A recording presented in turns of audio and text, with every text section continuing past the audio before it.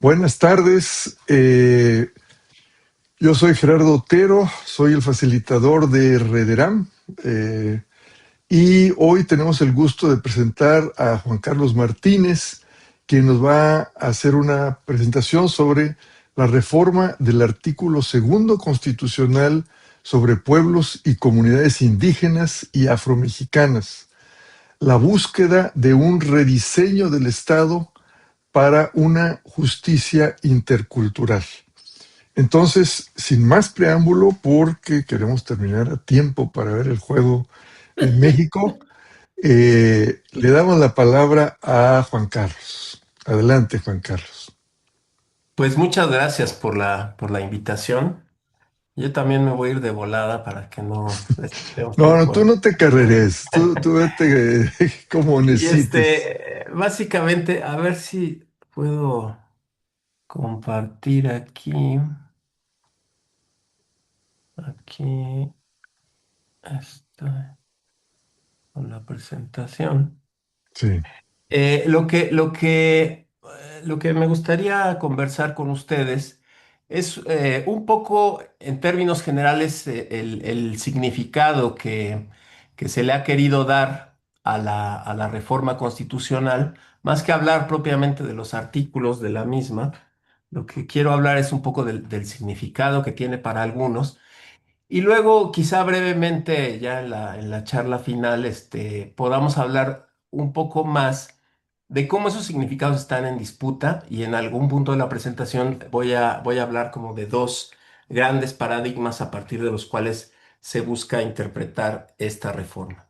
Entonces, voy a hablar un poquito de los antecedentes, digamos que es, ustedes ya los deben conocer, pero eh, el convenio 169 de la OIT es el primer instrumento que cambia la perspectiva o la idea de qué es lo que el Estado tiene que hacer con los pueblos indígenas, porque hasta ese momento la idea de aculturación y de integración era bajo la noción de que el Estado nacional debe estar formado por una sola identidad, una sola cultura.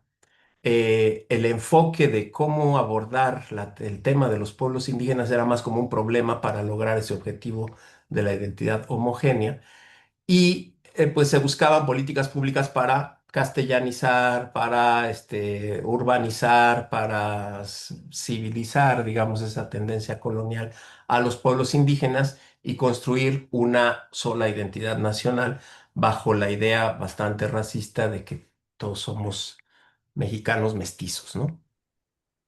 Eh, el convenio 169 es el primer instrumento que cambia ese paradigma, que cambia la perspectiva bajo la idea de los pueblos indígenas no necesariamente quieren subirse al mismo carro civilizatorio que que todas las naciones, ¿no? Y entonces le empieza a dar otro tratamiento, particularmente reconociéndoles derechos territoriales y ya con la idea de que el destino de los pueblos indígenas no es desaparecer, sino crear una articulación diferente entre los diversos pueblos o la diversidad de identidades étnicas que conforman un país o un estado. Haciendo un poco eco de esto, México sí firma ese convenio del Senado de la República, se adhiere al convenio 169 en 1990. Es la década en donde se empieza a cuestionar, digamos, el paradigma integracionista del indigenismo que prevaleció toda la primera mitad del siglo XX o hasta ese momento. Y en 1992, que era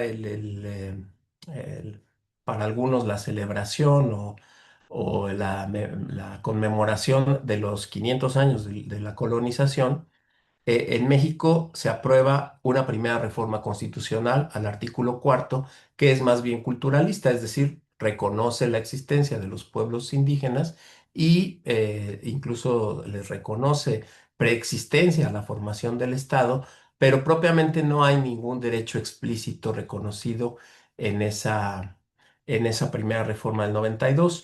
Como ustedes recordarán, en el año de 1994 hay un levantamiento importante en Chiapas, donde ya se cuestiona claramente el paradigma de la injusticia histórica que se ha venido cometiendo con los pueblos indígenas, y ya no solo son reivindicaciones de carácter social, de carácter de combate a la pobreza. O sea, la primera declaración se hablaba fundamentalmente de salud, trabajo, educación y el conjunto de derechos sociales que han sido como la narrativa reivindicativa eh, de la izquierda, ¿no? Sino que ya tiene un componente propiamente de autonomía. Es decir, aquí surge ya con mayor claridad el paradigma de que la relación entre los pueblos indígenas y el Estado no tiene que ser una mejor atención a su condición de pobreza, sino darle un carácter de autonomía y de estatalidad a su propia organización política, social y económica. eh, Como saben, después del levantamiento zapatista surgen los que se llamaron los diálogos de San Andrés, y como los diálogos de San Andrés tenían previstas varias mesas para tocar diferentes temas, solamente se trató la primera mesa, y a partir de la primera mesa salió una iniciativa de reforma constitucional firmada por la Comisión de Concordia y Pacificación y por un grupo de legisladores que elaboraron la iniciativa. Después se la pasaron al entonces presidente Ernesto Zedillo, y en su consejería jurídica pues le quitaron todo el filo a la propuesta y querían presentar pues una iniciativa de ley que no tenía prácticamente nada de carácter autonómico. Y ahí pues se malograron los diálogos de San Andrés, quedó eso en stand-by hasta que en el año 2000, con la transición de partido político, ¿no? La salida del PRI, el primer gobierno de otro partido, del panista Vicente Fox. Vicente Fox, tal cual, tomó la propuesta de la iniciativa de la Cocopa y la presentó al Senado de la República. Y entonces, pues él ya se lavó las manos. No es una iniciativa que él defendió o que él buscó que se aprobara en los términos que tenían los acuerdos de San Andrés, sino que la dejó en el legislativo, y entonces fue en el legislativo que le bajaron buena parte de su contenido autonómico, aunque tuvo logros importantes, digamos, esa reforma, porque ya hay un reconocimiento de la autonomía y libre determinación, pero después no se le da contenido, queda como un enunciado abstracto que que choca con todas las otras competencias que tienen los tres niveles de gobierno. O sea, cuando uno está en una comunidad indígena, está también en la federación, está en un estado y está en un municipio, y todas las competencias de lo público ya están repartidas en esos niveles de gobierno. Entonces, pues se le puede reconocer autonomía y libre determinación a los pueblos indígenas, pero el pastel ya está repartido, ¿no? Ya todo lo tienen definidas, todas esas competencias ya están definidas por los otros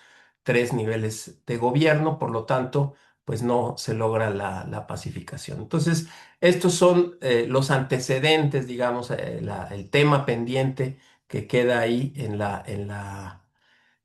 las diferentes etapas de reconocimiento jurídico y constitucional de los derechos de los pueblos indígenas. Yo aquí me voy a detener un poquito en esta idea de que hay dos paradigmas para atender a los pueblos indígenas desde el Estado. Uno, yo diría que es el de combate a la pobreza. Es la idea de los pueblos indígenas están rezagados y el Estado tiene que hacer una serie de acciones que sirvan para sacarlos de esa condición de pobreza. O sea, en la teoría de cambio está la pobreza y la búsqueda es sacarlos de la pobreza. Lo cual es cierto si uno ve los indicadores de pobreza, desarrollo humano, pobreza multidimensional, etcétera, pues sí, los pueblos indígenas tienen los peores indicadores. Sin embargo, la construcción de esta narrativa es un poco tramposa porque acaba dándole la responsabilidad, el sujeto el sujeto activo para cambiar esta situación es el Estado. Y los pueblos indígenas son una entidad pasiva, son como cualquier otro ciudadano que recibe la atención del Estado.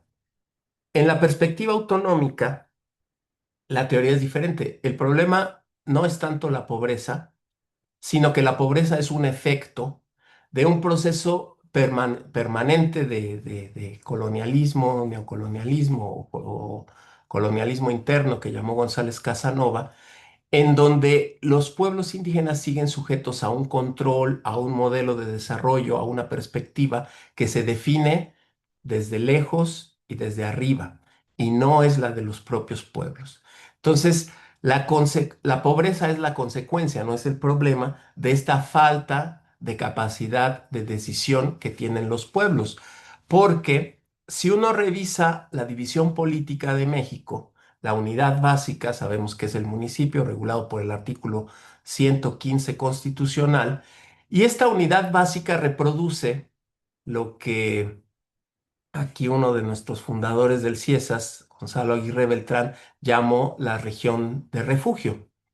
O sea, hay un territorio, digamos, una extensión territorial, una región que cuenta con una serie de recursos, que cuenta con una cultura, con pueblos, y casi siempre en el corazón de esas regiones está inserto lo que Aguirre Beltrán llamaba el centro dominical, que es una región de población semiurbana, urbanizada y con una identidad étnica diferente de las comunidades del entorno, del hinterland de esa región específica. Entonces, el centro de poder normalmente que concentraba pues desde la parroquia o el obispado, el centro administrativo, los juzgados, el mercado, etcétera, tiene una identidad étnica distinta de la identidad mayoritaria en esa región específica y por tanto, digamos, no es una regla porque el norte del país tiene variaciones porque el tipo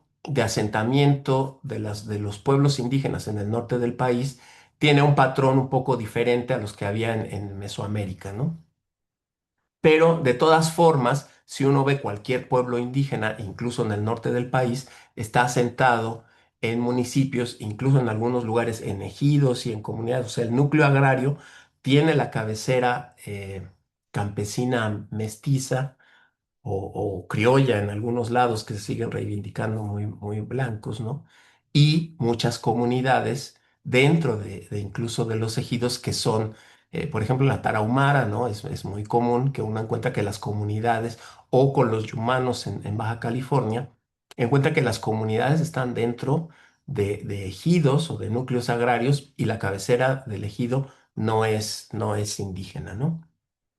Entonces, este es un patrón que cuando surge la República, primero, muy brevemente, comentar que con la Constitución de Cádiz se buscaba quitarle control a estos centros para que todas las comunidades, las repúblicas de indios fueran directamente tributarias de la corona y no primero tributarios de estos centros de dominación. Pero ya con la independencia esto se revierte. Solo Oaxaca y algunos otros lugares, pues sí mantuvieron la República de Indios asociada al ayuntamiento, pero en la mayoría se revierte y el ayuntamiento vuelve a ser esta sede primada colonial. Una pequeña muestra, un dato muy breve de esto, es decir que en México tenemos la unidad básica política que es el municipio, tenemos 2.478 que organizan a una población total de más de 126 millones en una extensión territorial de 1.964 y pico kilómetros cuadrados, lo que significa que por cada unidad, en promedio, aunque claro, hay municipios con mucha población y municipios muy chiquitos, pero en promedio, cada municipio gobierna más de 50.000 personas y controla o ejerce su jurisdicción en un promedio de 792 kilómetros cuadrados, mientras los otros países que sirvieron como de modelo para la construcción de de nuestra república, por ejemplo, en Francia, siendo más pequeño poblacionalmente y mucho más pequeño territorialmente, existen 36.562 municipios. O sea, hay una comunidad chica que en promedio es de menos de 2.000 gentes que puede tomar decisiones sobre un territorio también pequeño, compacto. Los datos varían, ¿no? En España la unidad básica gobierna en promedio 6,000 personas, en Estados Unidos menos de 4,000, lo que significa que la unidad política básica está más diseñada para una representación directa y para que haya instancias de toma de decisión donde la participación de la ciudadanía sea efectiva. Mientras en México es tan grande que el control de los gobiernos municipales sobre sus extensos territorios y sobre su amplia población es eso, control, no representación. No hay un espacio de deliberación donde la ciudadanía tome decisiones sobre lo público, sino simplemente se subordinan al control de ese nivel de gobierno. Voy a dar un salto para hablarles un poquito del proceso de construcción de esta reforma constitucional, que no sé qué tan conocido es, pero que es importante decirlo por el nivel de participación y la legitimidad que eso conlleva. Muy brevemente, algunos de los pasos. Desde el principio del gobierno de López Obrador, se planteó o un grupo, digamos, dentro del gobierno de López Obrador, porque cuando hablemos aquí del Estado, yo quisiera hablar como de una noción mucho menos homogénea, con unidad de proyecto, sino una entidad, una idea, básicamente, que cobija a diversos actores, grupos sociales, intereses, ¿no? Y dentro de este gobierno, pues sí hay un sector que tenía muy clara esta idea de la autonomía, del proyecto de autonomía. A un líder compañero, digamos, de esta perspectiva, le encargaron el tema de pueblos indígenas, la creación del Instituto Nacional de Pueblos Indígenas, y desde el principio, pues el grupo de trabajo que estaba ahí llevando estos temas planteó que había un tema pendiente de del tema de Chiapas, ¿no? Con el tema de los acuerdos de San Andrés, y que era necesaria una reforma constitucional donde el interés fundamental era fortalecer a la unidad política básica de la organización indígena, que es la comunidad, para que tuviera reconocidas las atribuciones públicas que de hecho ejerce y su capacidad de ejercer algunas otras más, y también, por ende, si se hacen cargo de un conjunto de atribuciones públicas, tendrían que tener también la capacidad de decisión reconocida y los presupuestos derivados de la coordinación fiscal. Eh, esto, digamos, era como el interés principal, y eso se planteó desde el primer Plan Nacional de Pueblos Indígenas, que después hizo parte del Plan Nacional de Desarrollo. Ahí se plantea esta idea o este proyecto. Hay que decir, dentro del mismo gobierno, ese proyecto tenía o tiene muchas resistencias, muchas ideas decimonónicas del Estado, mucha oposición.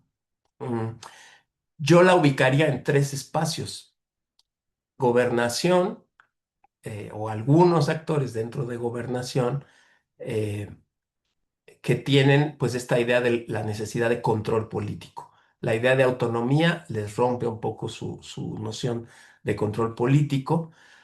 La Secretaría hoy día de Bienestar, y asociada a los intereses partidistas, que es el control social, y la Secretaría de Hacienda, que también le rompe su esquema de control financiero. Mientras que estados y municipios más o menos mantienen una idea alineada a sus controles, la comunidad indígena rompe un poco esta visión.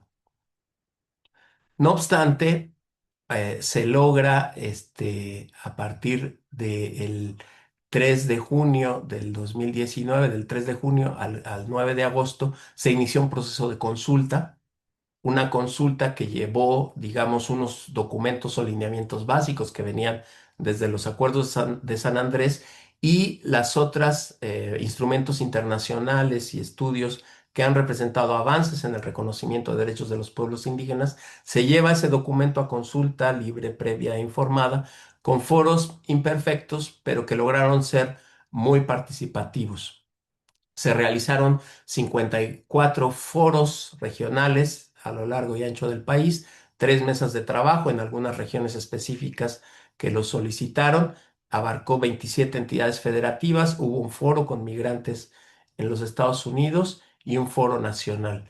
A partir de eso salieron muchas ideas, propuestas, se reafirmaron algunos de los principios del documento que fue consultado. En estas asambleas participaron más de 27,000 personas y de esas 14,349 eran autoridades o representantes de comunidades indígenas. A partir de esto, todo ese material se le entregó a un comité técnico de expertos que dialogaron con el equipo del Instituto Nacional de Pueblos Indígenas.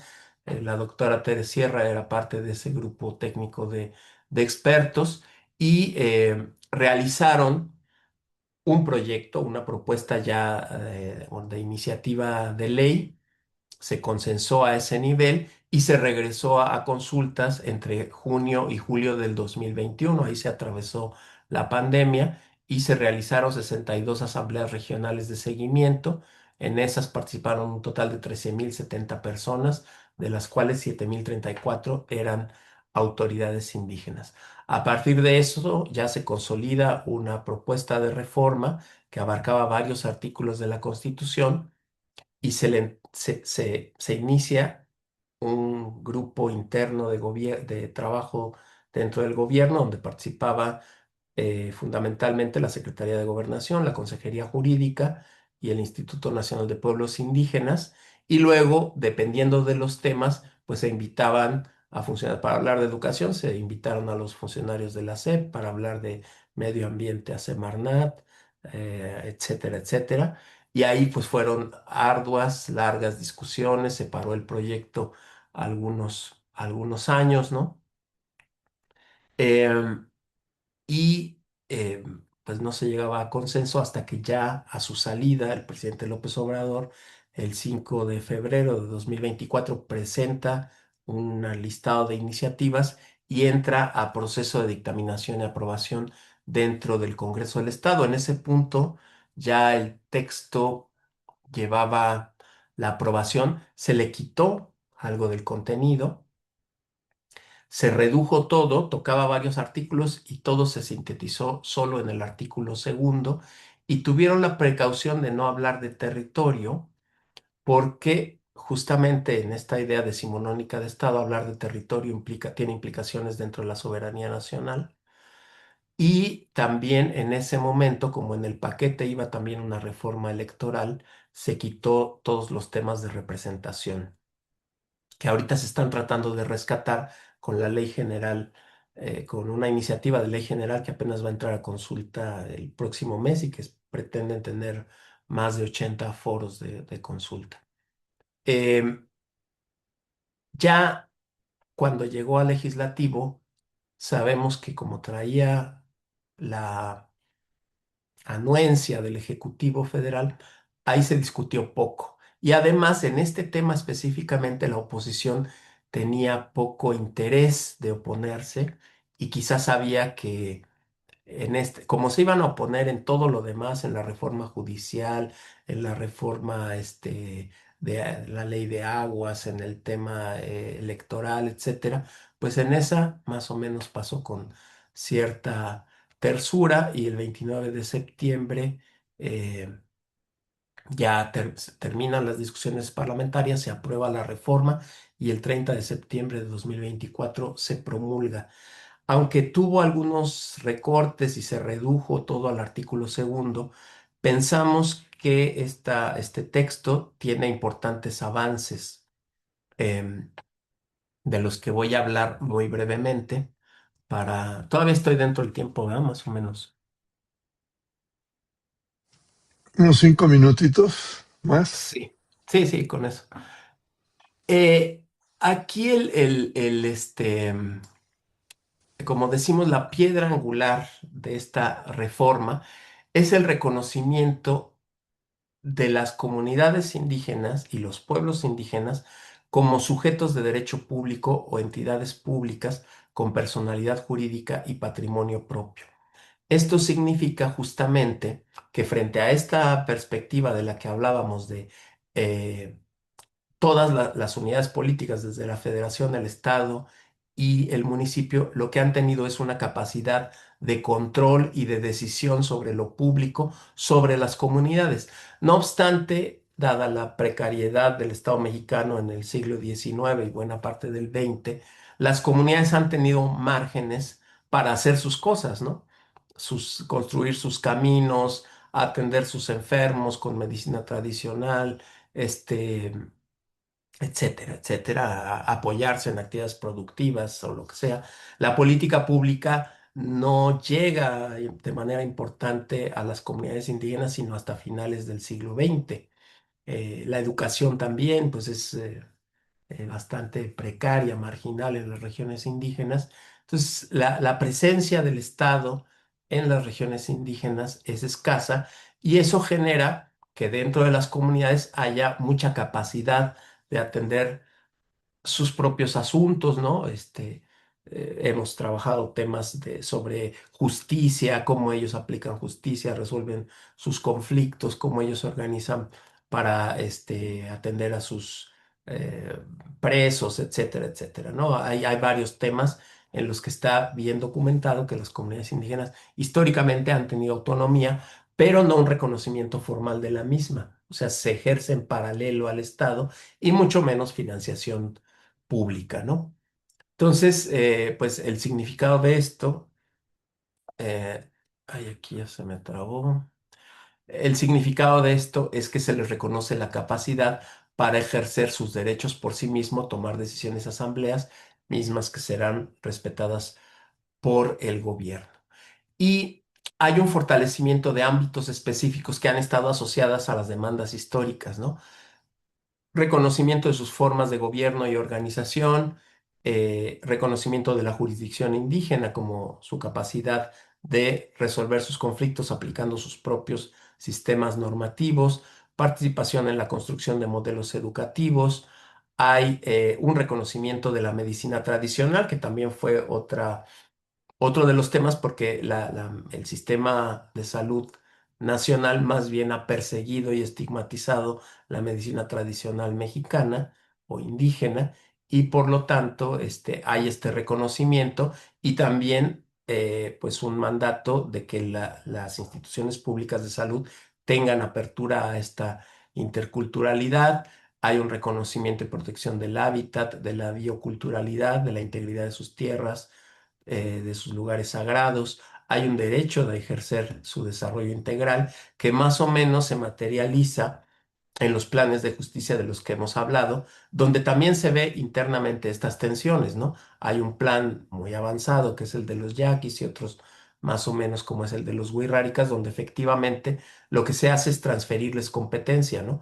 En los yaquis se le entregó al pueblo yaqui su distrito de riego, se le entregó al pueblo yaqui un acueducto y ellos mismos están creando su propio sistema de agua potable y alcantarillado o, bueno, saneamiento. Entonces hay, digamos, una transferencia de competencias y una transferencia de recursos para que ellos las ejerzan.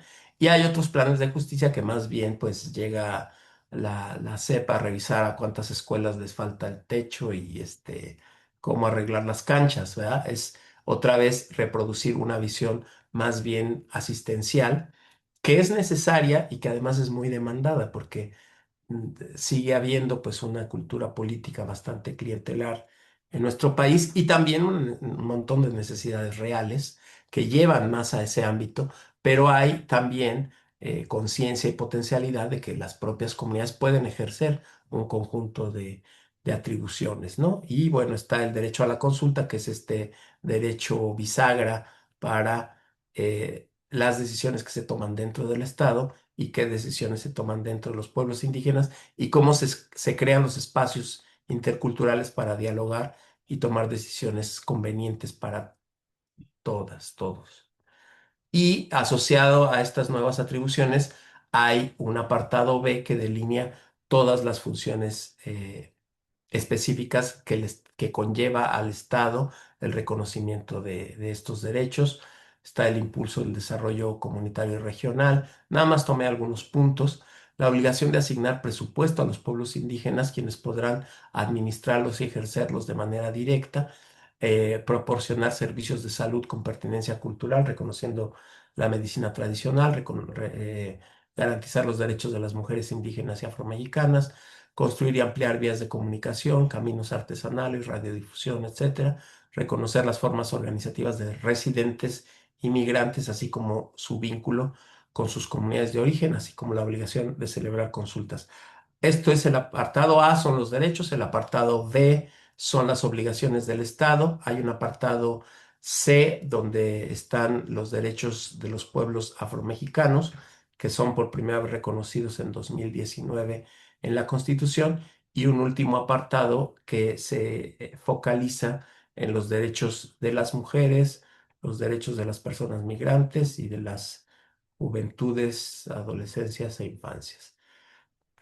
Más o menos este es el panorama general que quería compartir con ustedes para que podamos entrar en el comentario de la doctora Teres Sierra y la discusión, la Muy discusión bien.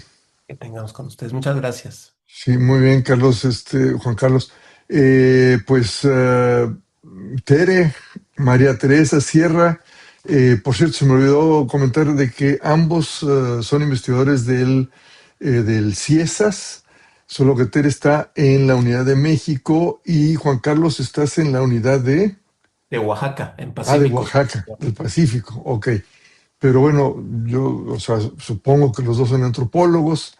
Entonces, sin más, Teresa, ¿algún comentario que inicie la discusión? Bueno, sí, voy a ser bastante breve, ¿no? Porque la idea es que podamos tener aquí este diálogo.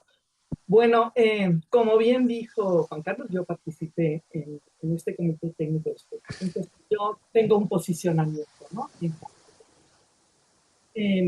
Yo creo que efectivamente, como bien lo plantea Juan Carlos, hay que ver estas tremendas tensiones que hay, ¿no? Al hacer una propuesta que toca fundamentos del Estado, ¿no? De la construcción de Estado, del modelo de Estado y de la visión racista y colonial que está inserta en todas nuestras estructuras junto con estas perspectivas liberales e intereses económicos. Entonces, obviamente, esta es una reforma que toca estos puntos neurálgicos y que no es para nada fácil.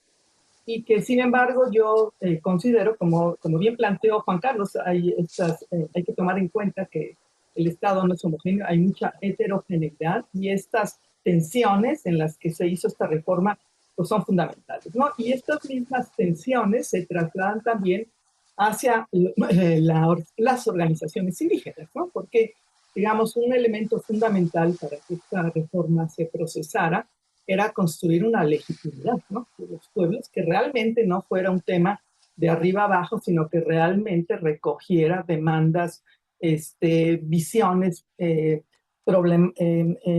sí, las problemáticas de los pueblos, y creo que lo plantó también muy bien Juan Carlos cuando hablas de estas dos visiones, ¿no? De justicia y por otro lado el tema de la pobreza, de la desigualdad, que son dos cosas que van juntas. La demanda de justicia de los pueblos también involucra cuestionar estos temas de la desigualdad y el acceso a recursos, pero sobre todo tomar decisiones en el campo de la autonomía. Entonces, yo creo que se avanzó mucho, ¿no? O sea, la propuesta inicial realmente fue algo así como, yo diría grandioso, porque consiguió esa legitimidad, porque sí se hicieron consultas, eh, pero ya al momento en que esto se traduce en la reforma misma, pues hubo negociaciones. Aún así, es una reforma importante. Yo entiendo que los puntos centrales de la crítica que hay pues tiene que ver con el tema del territorio, con la representación política, como lo dice Juan Carlos. Y por otra parte, pues también estamos en algo que Rodolfo Stabenhagen siempre insistió, ¿no? O sea, podemos tener grandes marcos de reconocimiento, pero la implementación, ¿no? La brecha de la implementación. Entonces, este es el gran reto, ¿no? que enfrentamos hoy en día y probablemente ahí habría también que ver cómo se está implementando esta reforma. Y sin duda creo que hay pues temas claves, uno en el que yo he trabajado mucho, que tiene que ver con el pluralismo jurídico, esta apuesta de una justicia intercultural, hay avances, ¿no? Hay fortalecimiento de estructuras de decisión comunitaria, de respeto a sus formas de justicia y qué pasa con el reconocimiento por parte del Estado, ¿no? Y yo creo que estamos también en una coyuntura interesante, teniendo una corte que sí hizo un cambio, que sí tiene una apuesta en términos de transformar el sistema de justicia, al menos desde de esta Suprema Corte, donde tenemos a un ministro Hugo Aguilar, que fue clave en esta propuesta de reforma, y que vemos allí puñes, posibilidades, ¿no? Pero bueno, quedan grandes retos, porque por otro lado, no es nada más los tremendos intereses que se tocan al estar hablando de autonomía, reconocimiento de derechos y el ámbito de acceso a recursos naturales, que eso es muy, muy complejo, sino también pues el contexto en el que está el país, ¿no? De tremendas violencias estructurales, pero que se mezclan con estos racismos y que hay que ver esta dimensión pues tan diversa que es el país, ¿no? No podemos tener una mirada homogénea, lo que sucede en la parte mesoamericana del sureste, qué sé yo, no es lo mismo que lo que sucede en el norte y a veces tendemos como a homogeneizar.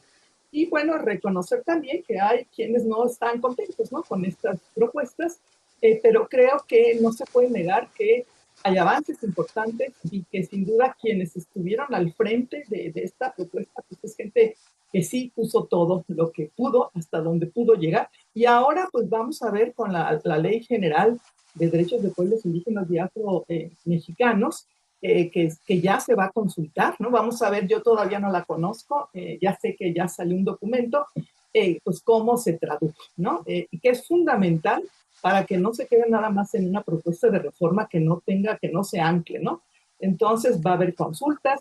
Pues yo creo que, pues yo sí lo veo como una perspectiva transformadora que abre posibilidades y en muchos campos, pero bueno, pues para que no quitar el tiempo de la discusión, pues yo lo dejo. Muchas gracias, Teresa. Muy interesantes tus comentarios. No tenía noticia de que está por discutirse pues la ley que va a implementar estos cambios constitucionales.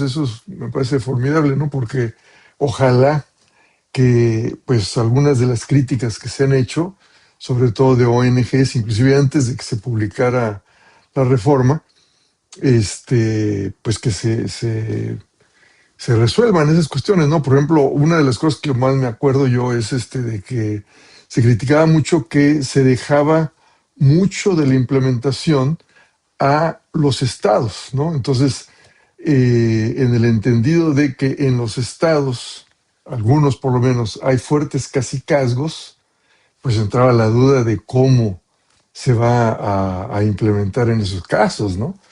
Pero bueno, en todo caso, yo veo que hay por ahí en el chat, Araceli Ortega planteó una pregunta, pero sería mejor si la puedes plantear pues tú misma, ¿no? Araceli, ¿todavía estás por ahí? Hola, buenas tardes. Sí, perdón, Ah, ¿eh? sí. Pero era muy al principio cuando trataba de explicar que las competencias en los tres niveles de gobierno no cobijan, ¿no? A las comunidades indígenas. Entonces mi pregunta era, ¿cuáles son las que sí cobijan a estas comunidades? Sobre todo cuando las comunidades quedan inmersas en territorios que están, por ejemplo, en Chiapas y Oaxaca, pero es el mismo tipo de comunidad, pero son distintos estados, distintas localidades, ahí que compete. Esa era mi pregunta. Gracias. Muy bien, muchas gracias. Voy a tomar dos preguntitas más y luego ya le damos chance a Juan Carlos de responder. ¿Alguna otra pregunta por ahí?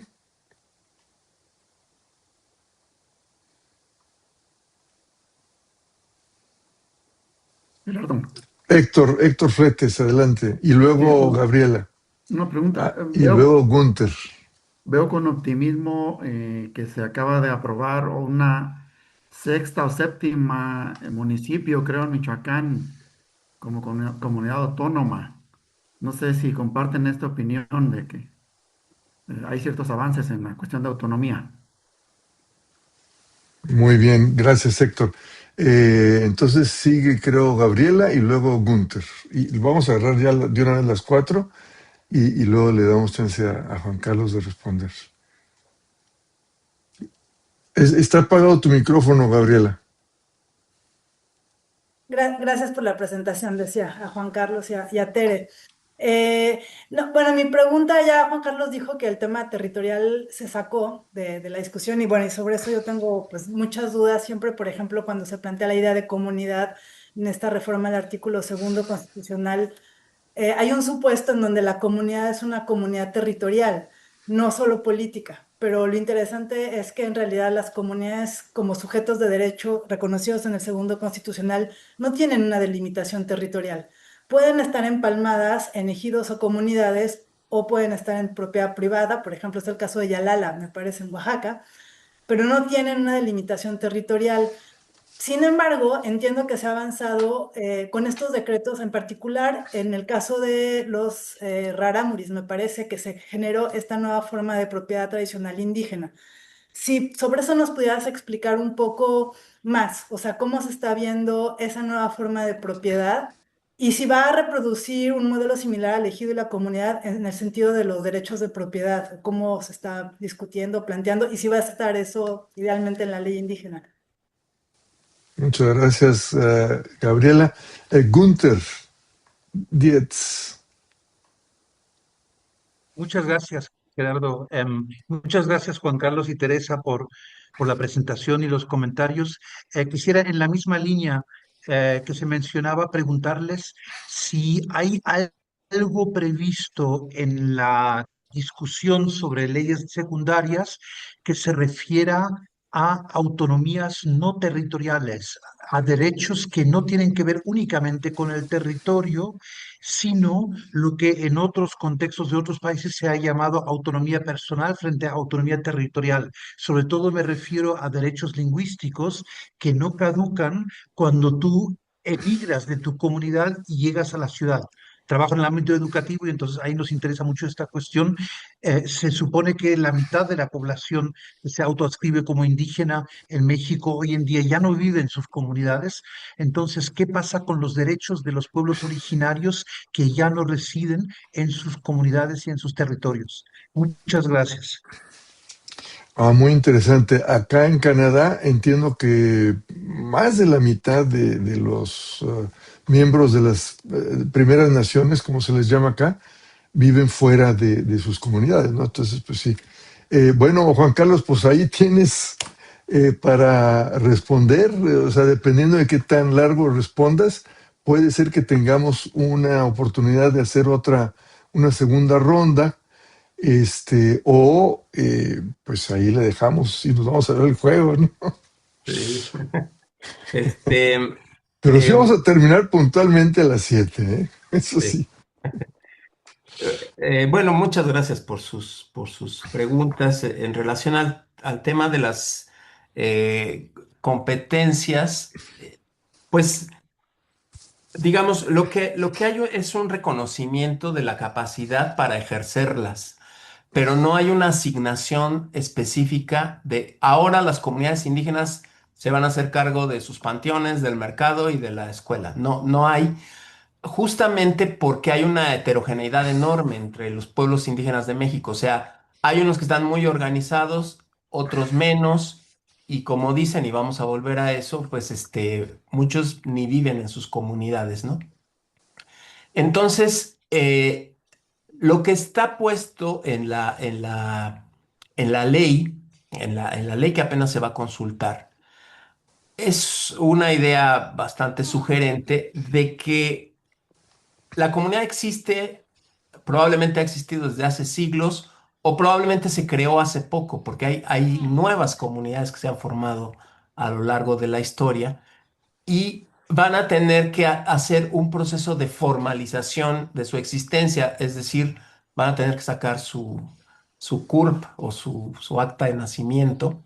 Hay ya un registro formalizado, que es el Catálogo Nacional de Pueblos y Comunidades Indígenas, todavía con muchas falencias, pero ya es la idea de que la comunidad va a decir, nosotros somos comunidad indígena y nos constituimos formalmente o jurídicamente como tal, y también va a haber la posibilidad de que diversas comunidades formen o se reconstituyan a nivel regional. formando en algunos casos el pueblo completo, ¿no? Como son los yaquis, o en algunos casos como los nahuas o los otomíes que están dispersos en muchos estados, o los amuzgos, ¿no?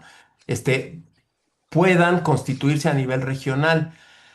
Hay muchísima resistencia para que se creen unidades políticas interestatales, ¿no? Básicamente, como todo empuja a que los pueblos se reconstituyan dentro de los márgenes o las fronteras de los estados, con quien se abre yo creo yo, una disputa muy importante es con los municipios, porque ahí la mayoría de las comunidades indígenas no son unidades submunicipales hoy en día, aunque hay municipios completos que pueden ser una comunidad indígena y hay comunidades intermunicipales. Entonces, y realmente la disputa de recursos y de competencias hoy en día se da con el municipio. Es probable que más adelante haya disputas por el control de escuelas o de centros de salud, y eso ya es parte del gobierno federal y muchas se ejercen en coordinación con gobiernos estatales.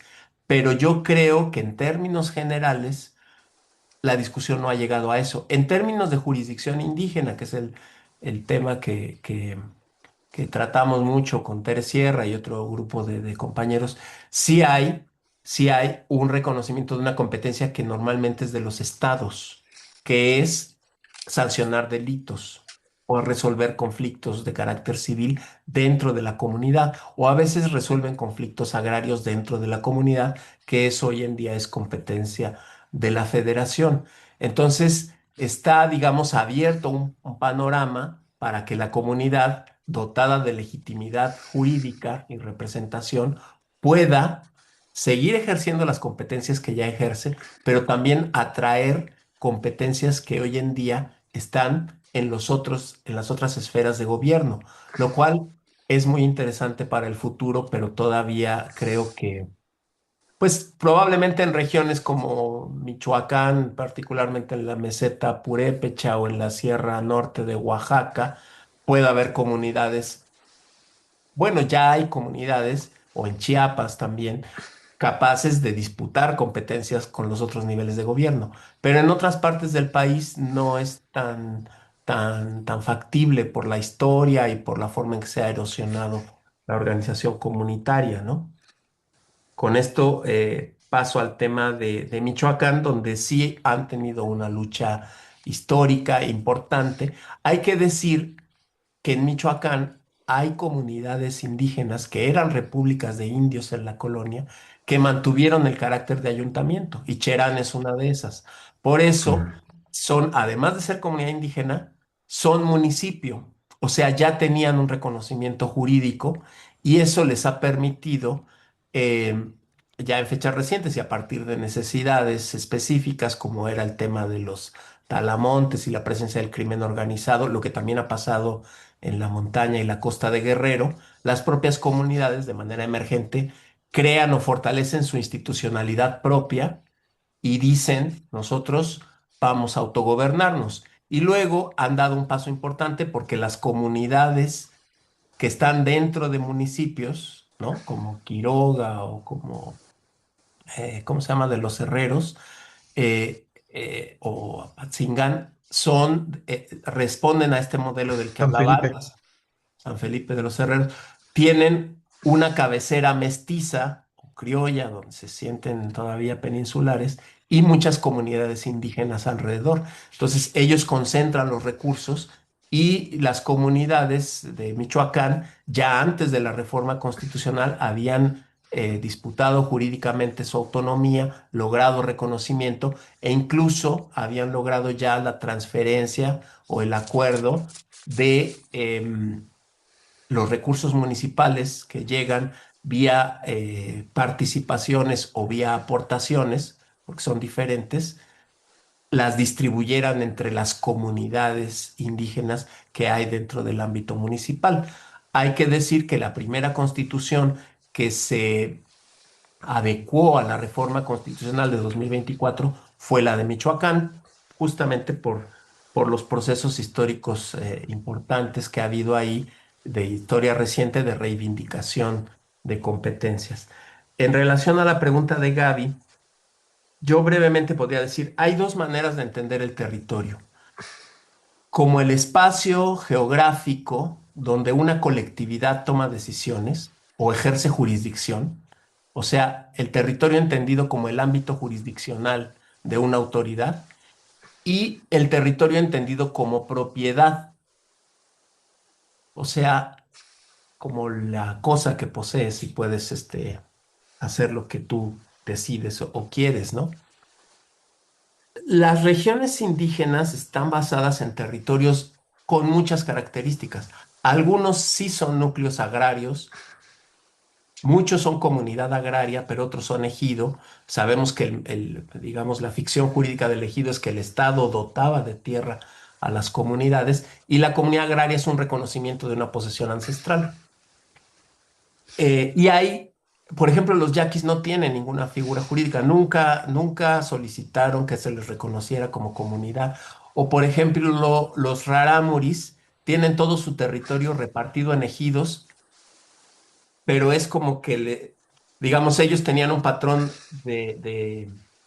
un patrón disperso de asentamientos territoriales y movibles un poco dentro de la Sierra Tarahumara, y es hasta que llega la reforma agraria que empieza a dotar ejidos, pero a campesinos que muchos de ellos ni son de ahí. Lo mismo pasó en la selva lacandona. Entonces, dotan los ejidos y el núcleo ejidal es dotado a personas mestizas, pero adentro era el territorio de otras comunidades y esas comunidades quedaron ahí como perdidas, ¿no?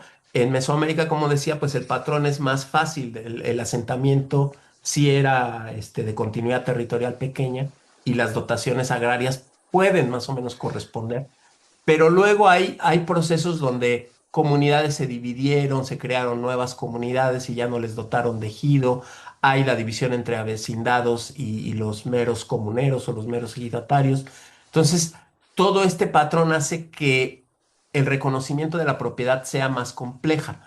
Lo que hace esta figura es que hubo una negociación importante con el sector agrario donde también les parecía anatema salir de los tres tipos de propiedad que hay reconocidos en el país, ¿no? Propiedad privada, ejido y comunidad agraria.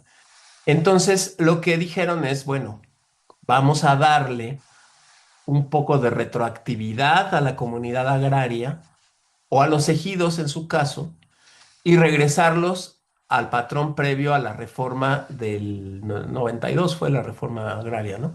Sí. Y entonces volver a la idea de imprescriptibilidad, inalienabilidad, y no me acuerdo qué, de la que tenía la comunidad agraria y el ejido previo a la reforma del 92, del artículo 27, y darle esa protección, o sea, regresar al carácter social y protector del territorio para que no pueda ser desposeído, y se le pone este adjetivo de propiedad comunal tradicional, ¿no? Esta fue una salida que llegó hasta la presidenta de la República, una disputa entre los del pueblos indígenas y los del sector agrario de decir, no se puede mover una coma del núcleo agrario, y surge después de la reforma constitucional. En la ley viene desarrollado ese concepto de propiedad tradicional.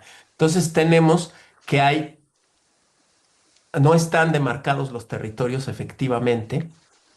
Eso tendrá que ser una tarea de los próximos años, pero hay un reconocimiento de territorialidad, particularmente como este ámbito donde la comunidad política toma decisiones sobre esa jurisdicción. Y el tema de propiedad es mucho más complejo, más polémico. También los wixárikas han recuperado tierras que habían perdido hace como 100 años con rancheros en Nayarit y en Jalisco, ¿no? Entonces, hay esta voluntad. A los yaquis les han restituido cerca de 30,000 hectáreas que les habían despojado desde hace mucho tiempo. Algunos les regresaron terrenos nacionales, luego algunos compraron ranchos, etcétera, y digamos, se vuelve un poco al carácter protector de la propiedad social en las regiones indígenas y más o menos por ahí va como la idea y el desarrollo de la ley que se va a consultar ya creo que empieza el otro mes. No, o sea, la idea es entregar la iniciativa consultada el 12 de octubre a la presidenta. Autonomías no territoriales, no sé, Gunther, o sea, lo que hay es un reconocimiento de diferentes tipos de comunidad. Como comunidad ancestral, luego hay comunidades dispersas donde se les reconoce varias localidades a una misma comunidad.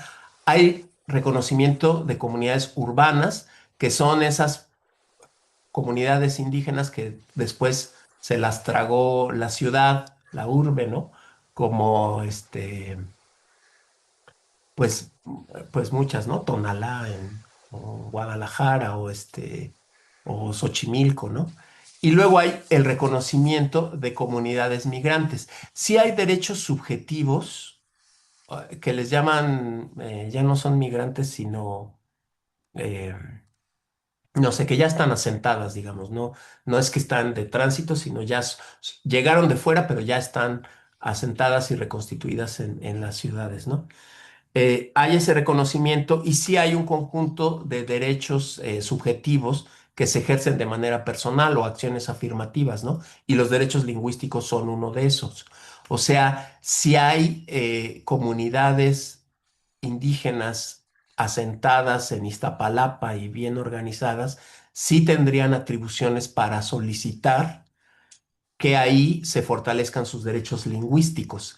Y también hay una atribución en la ley que es el reconocimiento de la capacidad de las comunidades de crear sus propias escuelas comunitarias, que no son ni educación privada ni educación pública, sino educación comunitaria, y también la capacidad de definir, que de alguna manera hace eco con la idea de la nueva escuela mexicana, que la comunidad pueda incidir en la definición de contenidos que se imparten en educación básica, fundamentalmente.